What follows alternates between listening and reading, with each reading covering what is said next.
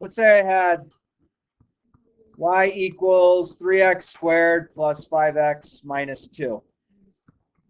How do I find the derivative of that? What's the derivative of what I have up on the board? 6x plus 5. Very good. So the exponent comes down, you subtract 1. This has an exponent of 1, becomes a 0. Okay? So that's the derivative. That's a very simplistic idea for a derivative. What's up, brother? Okay? But what happens if we get a derivative such as this? Let's say we had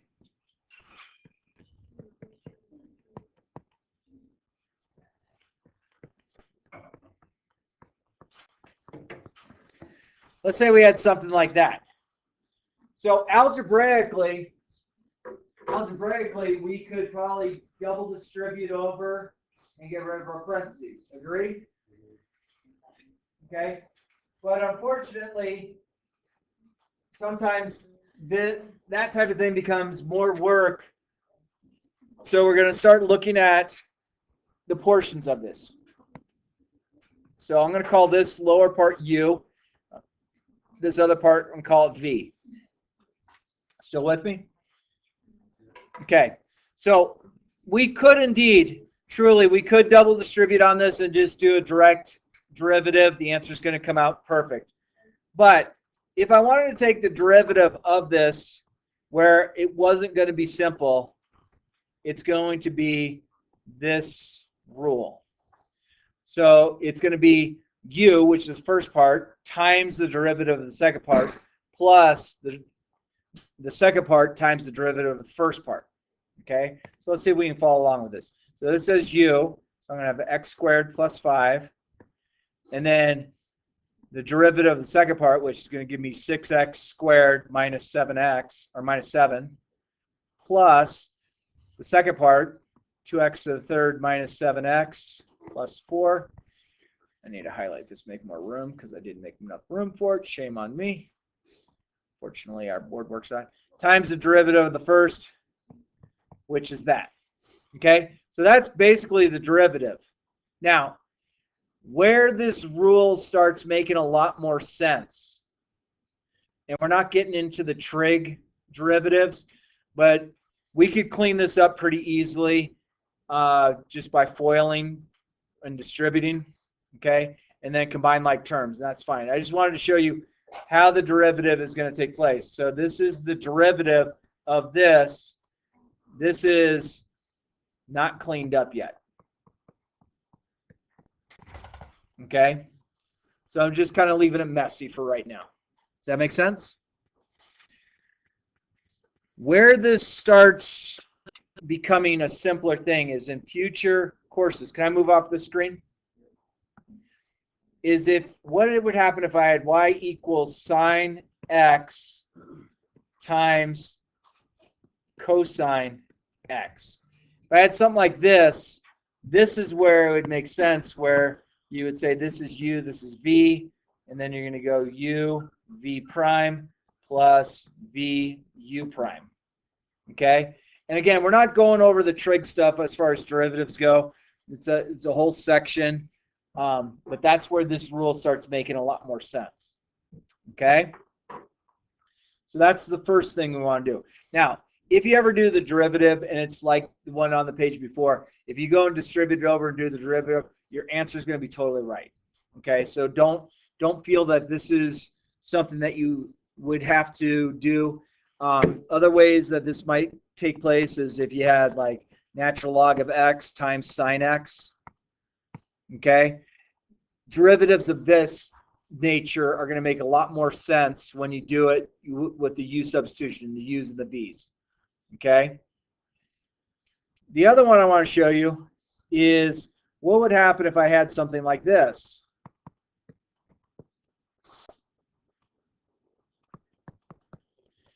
Okay. So some people might say, well, maybe we could do this and do the derivative. That could be, but we're not quite sure. So there's another way to do this as well, where I'm going to call the top u, I'm going to call the bottom v, and if I wanted to find the derivative of this, it's going to be v u prime, that's a v, minus u v prime over the bottom squared. Okay, so that's something called the quotient rule, and that might be one that you might have seen. Has anyone seen the quotient rule before? Yeah, cool. All right, so let's go ahead and do this based on the quotient rule. Okay, so if I wanted to find f prime, I think I can squeeze it in over here. So we have v, we have x plus 5, and I'm going to run out of room. I'm going to erase this. Squeeze it in. Let me just put it over here. F prime of x is going to be v u prime minus u v prime over v squared. Okay, so if I do that for the derivative, I'm going to go v, which is the bottom,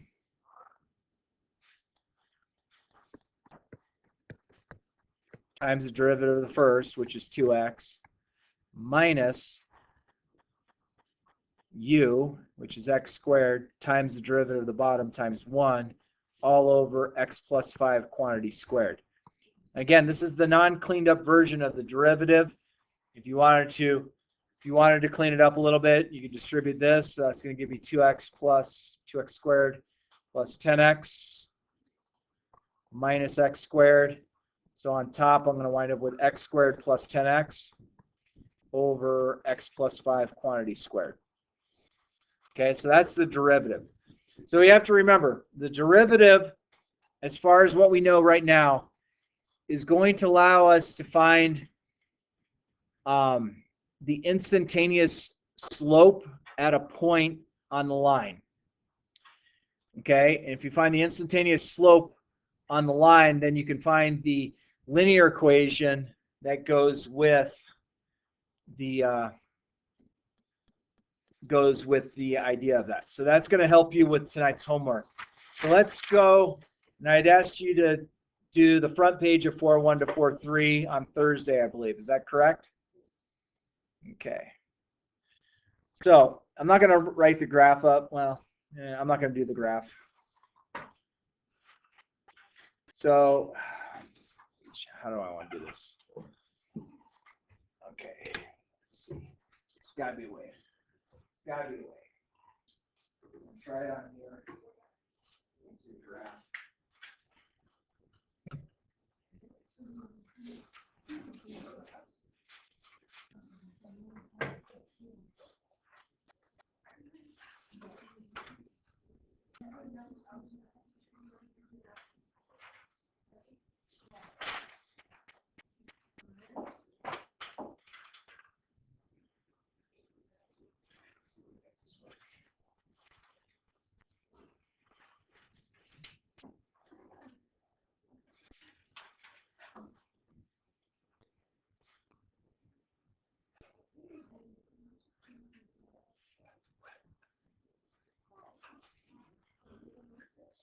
Capture.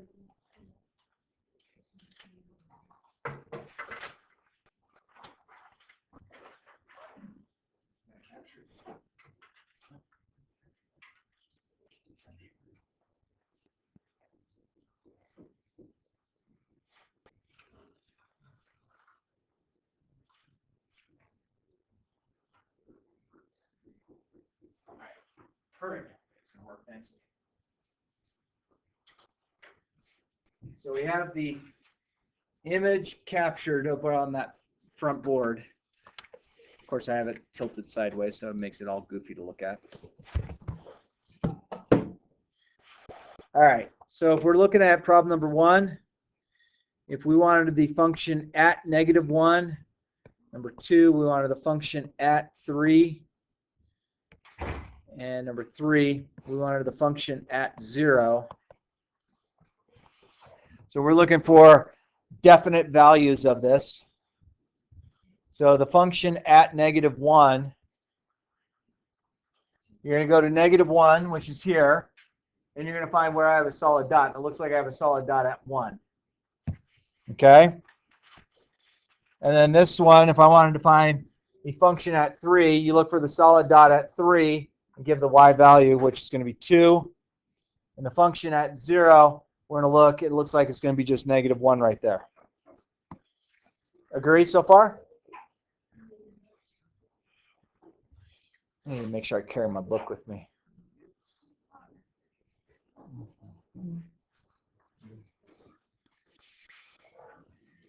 Any questions on those first 3? Or do you feel comfortable? All right, so then when we go to number 4, 5, and 6,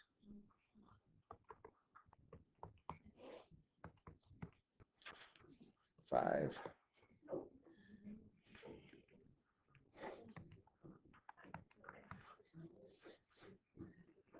6.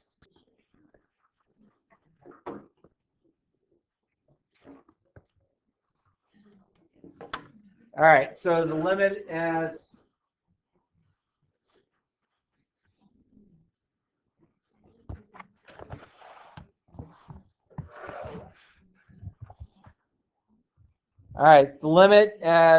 x goes to -1 from the left. So and I'm going to use this one, and that's going to come to +1. That's going to be 1. As I come from the negative side, I'm going to come this way, and that's going to take me to -2.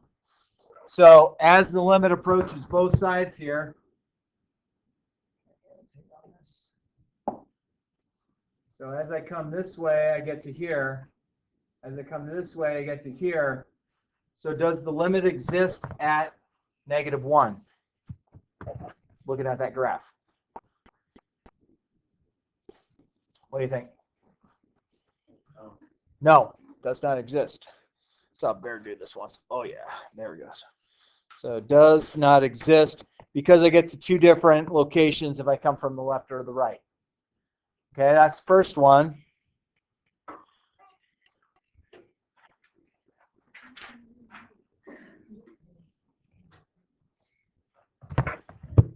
And then 7, 8, 9.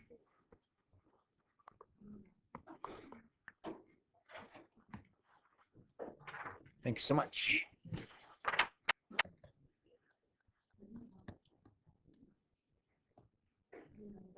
A 0, 9.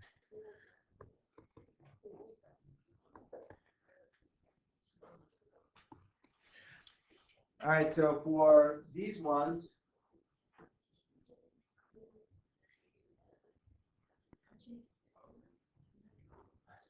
so let's use the pinkish. So as the limit goes to 0, it goes to right here. As it goes to 0, it goes right here. So both of those are -1. So does that purple or pinkish limit exist? So I get to -1 here. I get to -1 here. So does this limit exist? Yeah, it's at -1. So that takes us to those.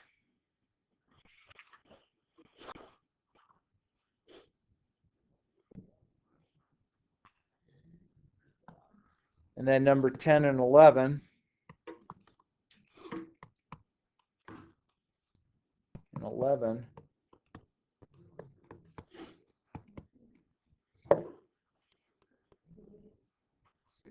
Figure these out.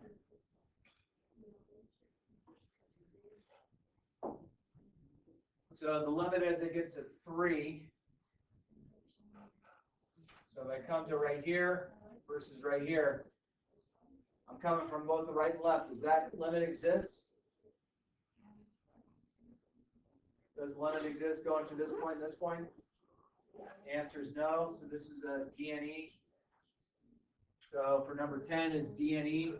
Number 11, as I go to -infinity, I go to -infinity. This is going in the direction of -infinity. So where is this arrow pointing to? This arrow is pointing going to -infinity. So the limit at as x approaches negative infinity is negative infinity in the y direction. So this one does not exist, and this one is negative infinity for our limit. All right. We good with those? Is there any questions about those? So it's kind of easy sometimes to find a limit when I have a graph that's given to you. And then sometimes it's like, well, if I don't have a graph given to you, or I give you just the equations. So I gave you these equations on this first one. So this is kind of a piecewise function. So how would I do for a down below as the limit as x goes to negative infinity from the negative side? Okay, this is going to use this equation where we can directly plug into it of just -1.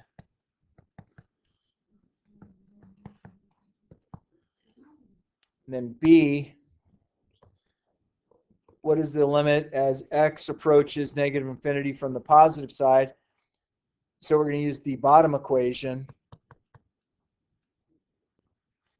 because we're on the opposite side of where it's the break-even point. So that's going to give me 2 times -1 plus 12. So -2 plus 12 is 10. And then letter C,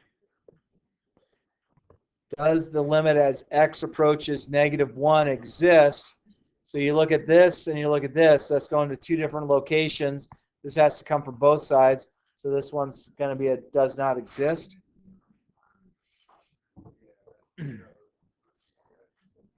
Pretty simple so far.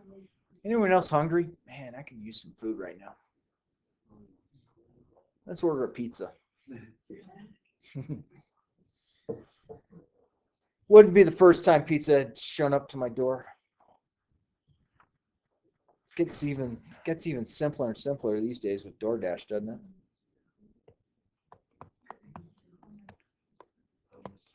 Yeah. Yeah. For the last question, the question B, I think, is 14. It's -2x. Yes, it is. That's a negative, so that should be a positive, so that should be 14. Thank you. Good catch.